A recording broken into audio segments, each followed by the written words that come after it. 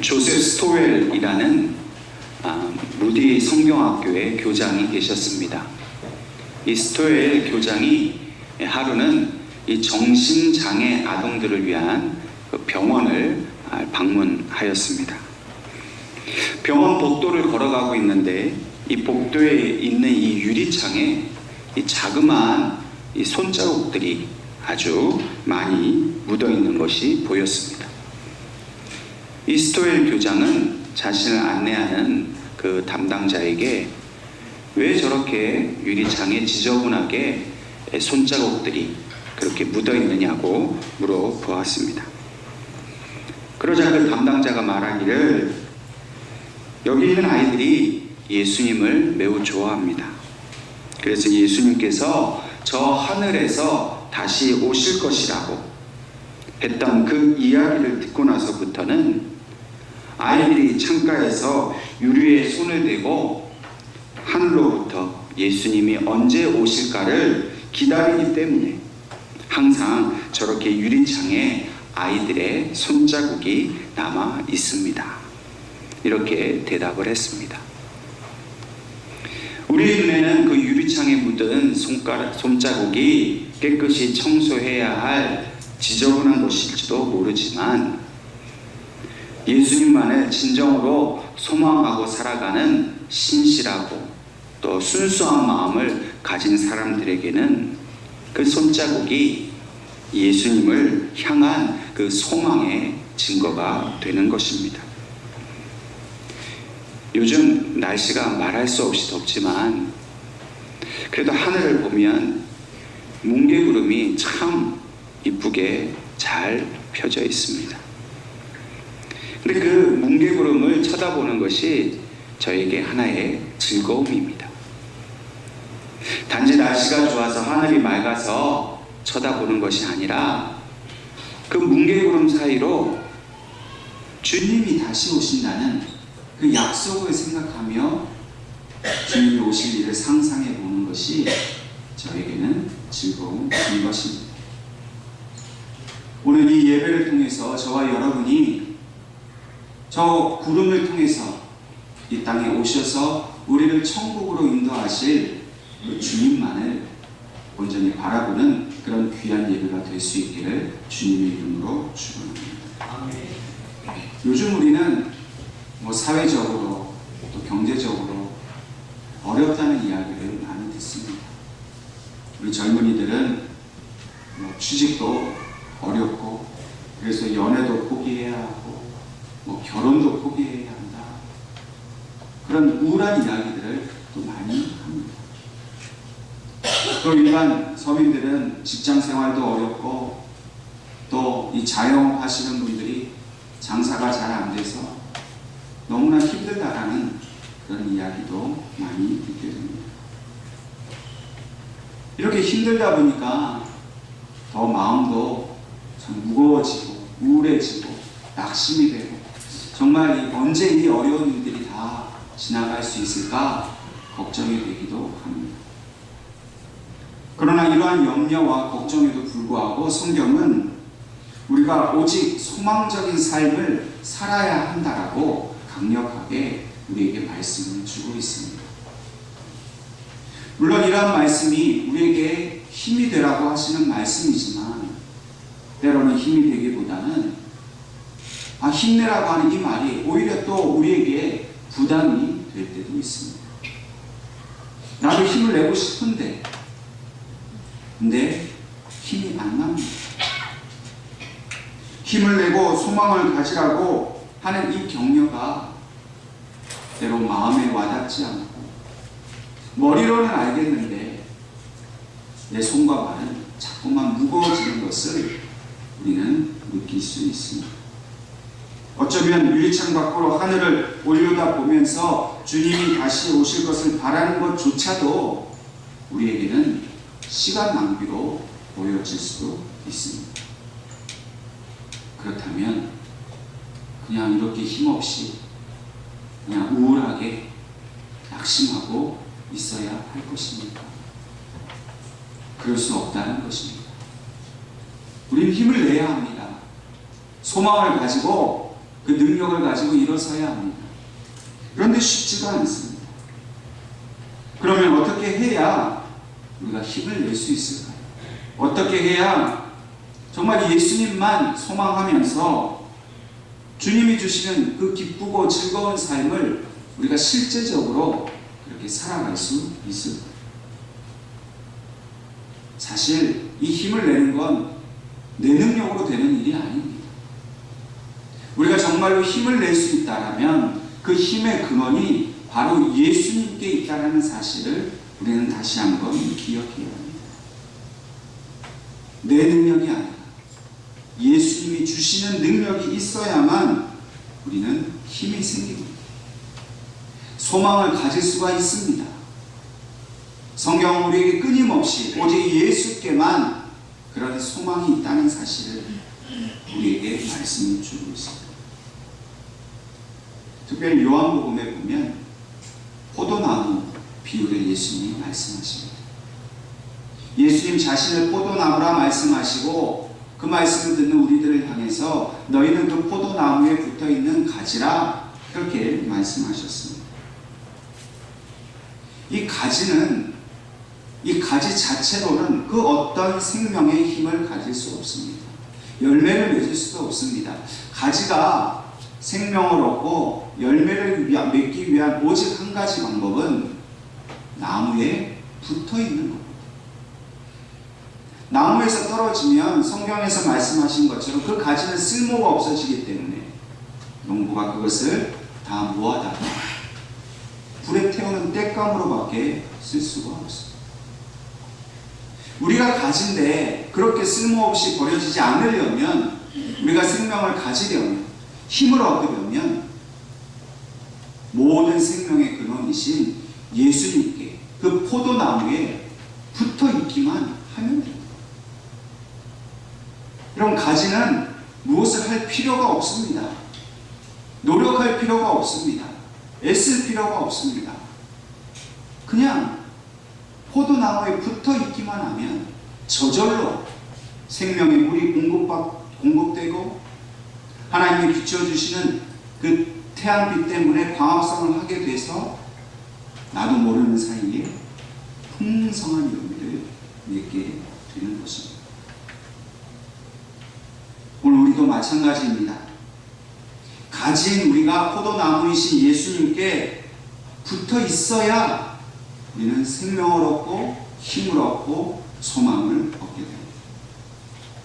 예수님이 날마다 우리에게 공급해 주시는 그 영생의 생물을 먹고 마셔야만, 그 능력을 얻어야만 우리는 이 뜨거운 태양빛에 모든 것이 말라 죽어가는 이 시대에 결코 마르지 않는 그런 영생의 은혜를, 그 생명을 우리는 가지고 살 수 있는 것입니다. 이 힘든 세상 고난이 오고 어려움이 있습니다.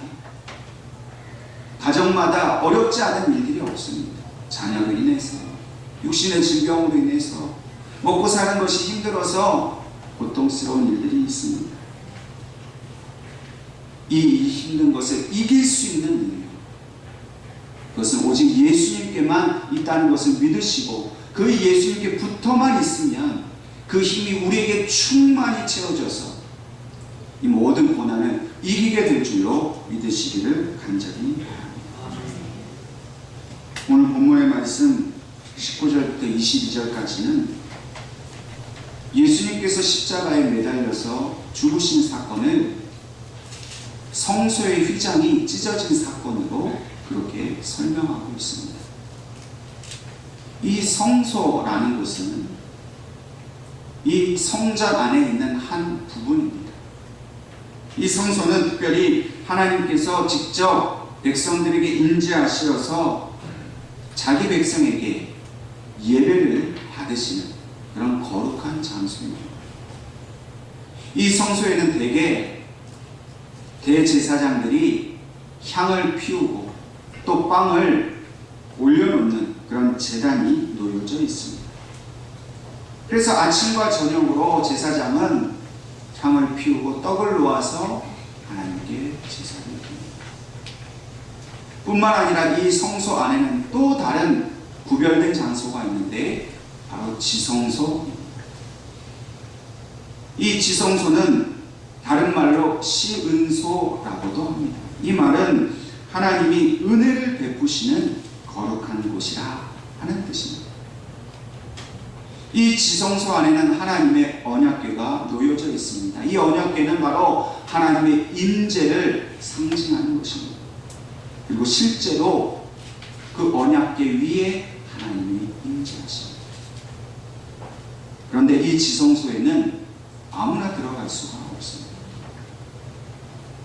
대제사장만 그 지성소에 들어갈 수 있는데 그 지성소 대제사장도 1년에 딱 한 번 대속죄일에 모든 백성들의 죄를 속죄하는 그 속죄 제사를 드리는 날에만 그 지성소에 들어갈 수 있습니다.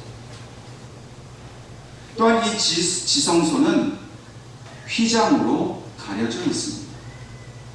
그래서 대속죄일이 되면 대제사장이 그 휘장 안으로 제물을 가지고 들어가서 모든 백성의 죄를 용서해 주십시오 하는 그 속죄의 제사를 하나님 앞에 드립니다.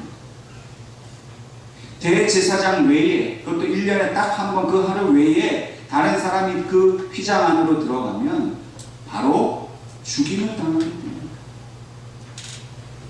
그렇기 때문에 대제사장도 1년에 딱 한 번 그 속죄일에 지성소 안에 들어갈 때에는 그 모든 율법을 따라 자신의 모든 것을 정결하게 만듭니다.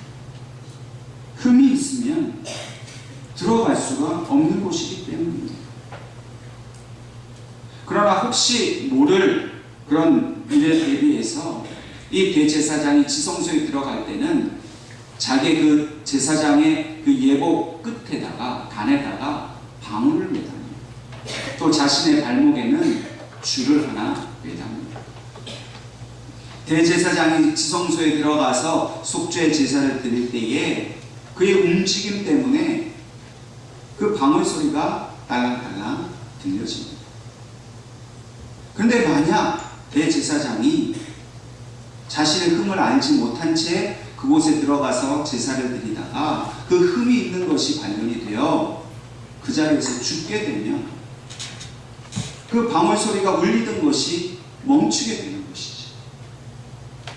바깥에서 그 모든 것을 기다리고 있던 제사장들이 대제사장의 몸에서 나는 그 방울 소리가 더 이상 들리지 않게 되면 대제사장이 죽었던 것을 그들이 알게 됩니다. 근데 그 시체를 끌어내오려고 그 휘장으로 들어가면 그들 역시 죽기 때문에 그의 발목에 매달아 놓았던 줄을 바깥에서부터 끌어당겨서 그 시체로 변한 대제사장을 끌어내는 것입니다. 여러분, 그만큼 이 제사장이 드리는 속죄의 제사는 두렵고 무서운 것이었습니다. 일반 백성들은 감히 가까이 갈 수 없는 곳이 바로 그 성소의 휘장입니다. 하나님의 은혜를 받는 그런 복되고 귀한 은혜로운 곳이지만 그러나 아무나 들어갈 수 없는 무서운 곳이 바로 성소 안이었습니다.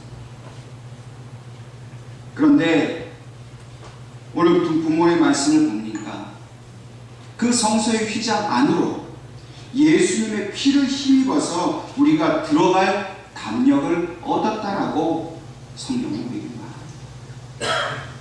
대제사장이라도 흠이 있으면 그 안에 들어가서 죽게 되는 곳이 지성소인데 이제 그 성소의 휘장 안으로 오직 예수의 피로 덧입게 된 사람이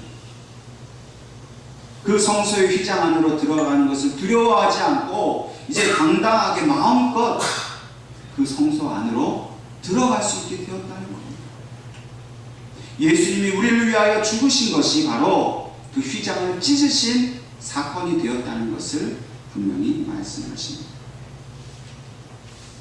여러분, 오늘 우리가 예수님의 그 피로 말미암아 그 죽으심으로 말미암아 우리의 죄가 사하여졌기 때문에 우리는 하나님이 은혜를 베푸시는 그 시은소 귀하고 두려운 곳으로 마음껏 들어가는 그런 은혜를 얻게 된 것입니다. 오늘 저와 여러분이 이 죄사함의 은혜, 하나님을 만나게 된 그 은혜를 다시 한번 감격해하며 기뻐할 수 있기를 주님의 이름으로 축원합니다. 사실 이 은혜를 우리가 가졌지만 그러나 이 땅에 사는 것이 참으로 다 은혜롭지도 않고 기쁘지도 않을 때가 많습니다. 물질적인 어려움, 질병의 고난, 또 가정적인 여러 가지 문제를 겪으며 우리는 살아갑니다. 참 힘듭니다. 참 어렵지 않으십니까? 정말 은혜는 은혜고 힘든 건 힘든 겁니다. 그런데 정말 우리를 힘들게 하고 어렵게 만드는 것은 우리가 지금 당하고 있는 이 고난이 아니라 바로 우리의 죄의 문제라는 사실을 우리는 기억해야 합니다. 아무리 우리의 육신의 삶이 평안하다 할지라도 돈 문제 없이 그냥 마음껏 돈 쓰고 살 수 있는 그런 부유함을 가지고 또 건강해서 뭐 아무데나 다녀도 아프지도 않고 자녀들도 잘 살아주고 그래서 그냥 아무 걱정이 없다 할지라도 죄의 문제를 해결하지 못하면 영원한 고난 속에서 벗어날 수 없는 존재가 되었다는 것을 우리는 기억해야 합니다. 그럼 사실 돈 문제라는 것도요, 운 좋으면 해결이 될 수 있습니다. 건강이 안 좋은 것도 좋은 의사를 만나서 잘 치유받고 수술받으면 또 건강도 회복될 수 있습니다. 세상에서 겪고 있는 문제는 다 우연이든 누구의 사람의 도움이든 간에 해결될 수 있는 가능성이 있습니다. 그런데 죄의 문제만큼 우연히도 또 어떤 사람의 힘으로도 결코 해결될 수 없습니다. 죄의 문제만큼은 오직 예수님만이 해결하실 수 있습니다. 그분의 피로 씻김 받아야만 우리는 죄의 짐을 벗을 수가 있습니다. 그래서 오늘 본문 20절 말씀에 예수님께서는 오늘 그 무거운 우리의 짐을 벗게 해 주시려고 휘장 가운데로 그 휘장을 찢고 들어가셔서 우리에게 새로운 살 길을 열어주셨다라고 본문은 말씀하고 있습니다. 여러분, 이 새로운 살 길이 과연 무엇을 말하는가, 무엇을 의미하는가는 그 다음 본문 22절에 잘 설명해 주고 있습니다. 그것은 바로 예수님의 피가 우리의 마음에 뿌려져서 악한 양심에서 벗어나게 된 그 새로움을 말합니다. 우리의 죄악된 몸이 맑은 물로 씻김을 받게 되어서 이제 우리가 새로운 존재가 되어서 영원히 살 길을 가게 되었다라고 그렇게 말씀합니다. 여러분, 유대인들은 율법을 잘 지키면 자신들이 살 것이라 그렇게 생각했습니다. 대제사장이 1년에 한 번 속죄제사를 잘 드려주면 자기들은 산다라고 그렇게 생각을 했습니다. 그러나 결코 그들은 그 율법으로 또 속죄제사로 구원에 이르지 못합니다.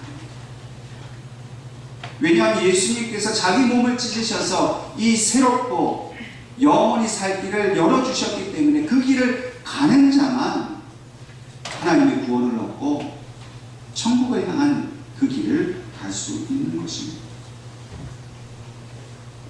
여러분, 우리에게는 예수 그리스도를 믿는 믿음을 주셨기 때문에 저와 여러분이 이 새롭고 영원히 살 길로 우리가 들어서게 되었다는 것을 믿으시기를 주님의 이름으로 축원합니다. 이 세상 사람들과 우리가 가는 길은 다릅니다.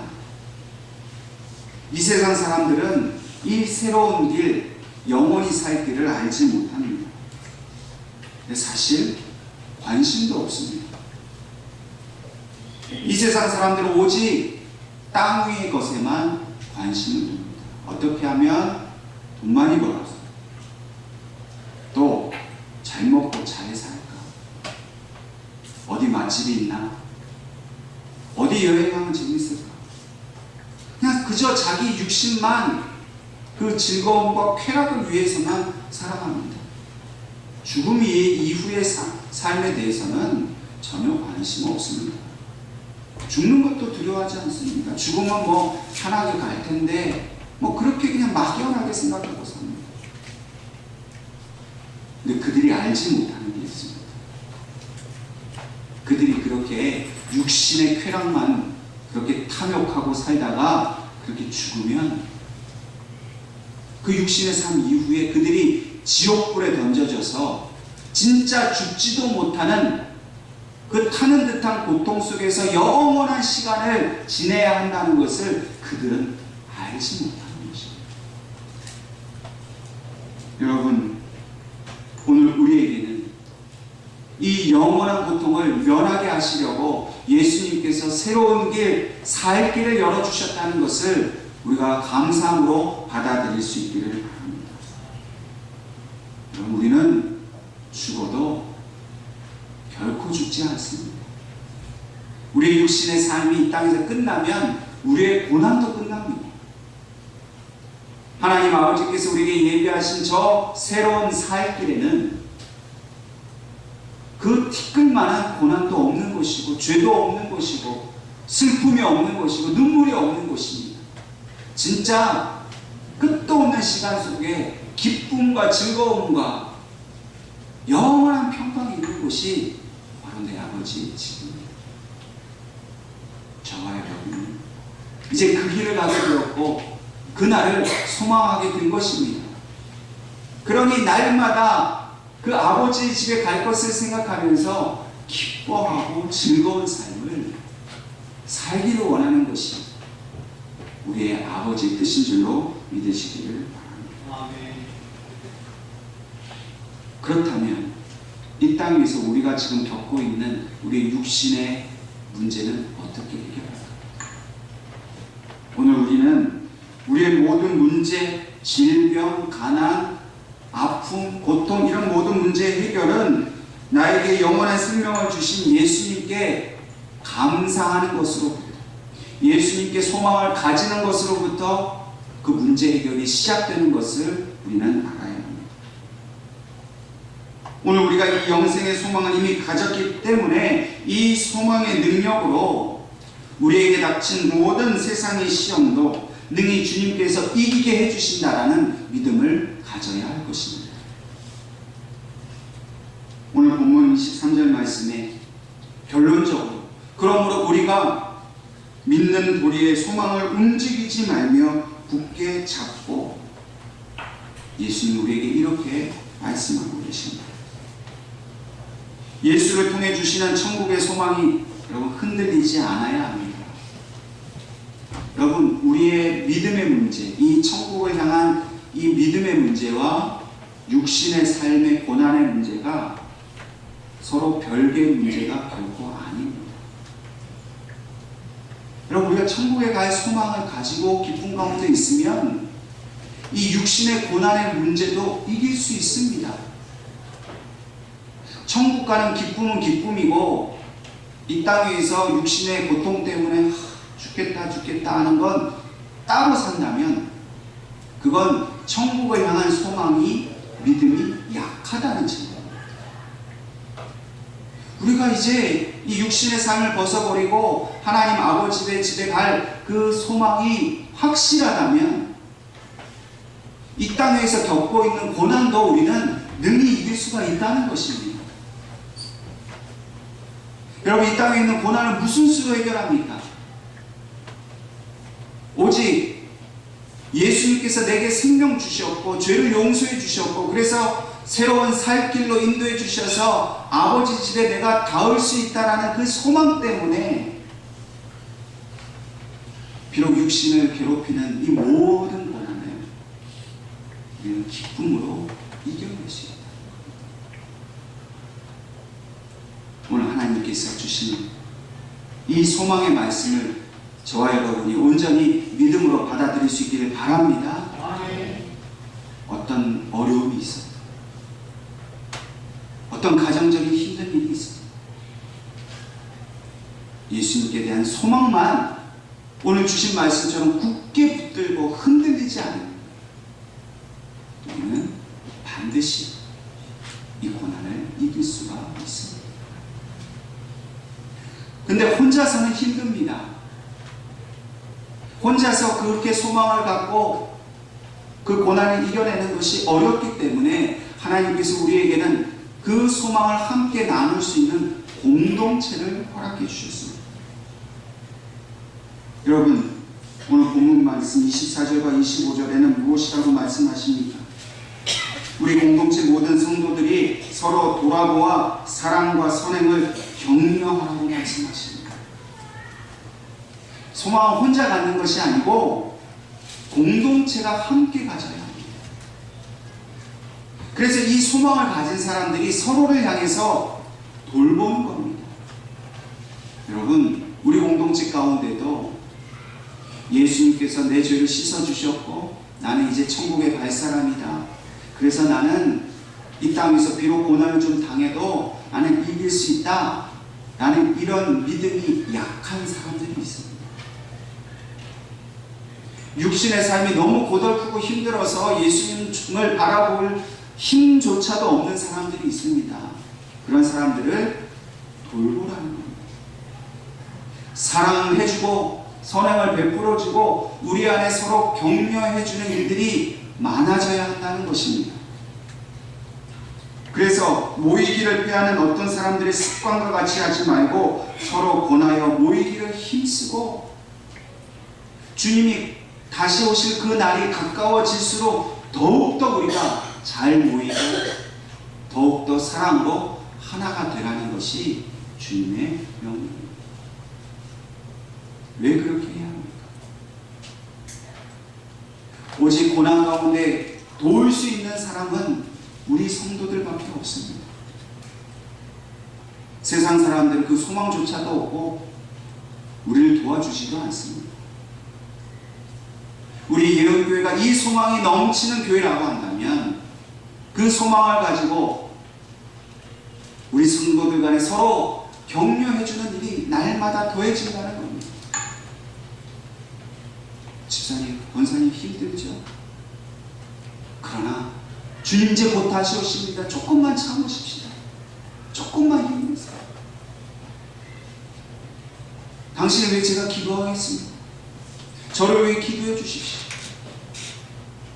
믿음의 말로, 주님이 주신 말로 이제 천국이 멀지 않았다고, 주님 오실 날 멀지 않았다고 그렇게 위로하고 격려하는 공동체에 하나님께서 은혜를 주신다는 겁니다. 이 세상의 문제들을 이길 수 있는 능력도 주신다는 겁니다. 주님이 함께 하신다는 겁니다. 떠나지 않으신다는 겁니다. 오늘 하나님은 우리 예언교회가 그런 소망 공동체가 되기를 너무나도 원하십니다. 예언교회가 마치 천국인 것처럼 예언교회 성도들에게는 힘들고 어려운 일이 있어도 늘 그 얼굴에 주님이 주시는 평강이 떠나지 않고 기쁨이 떠나지 않는, 마치 이 세상 사람들과는 좀 다른 것 같은 천국에 있는 사람들처럼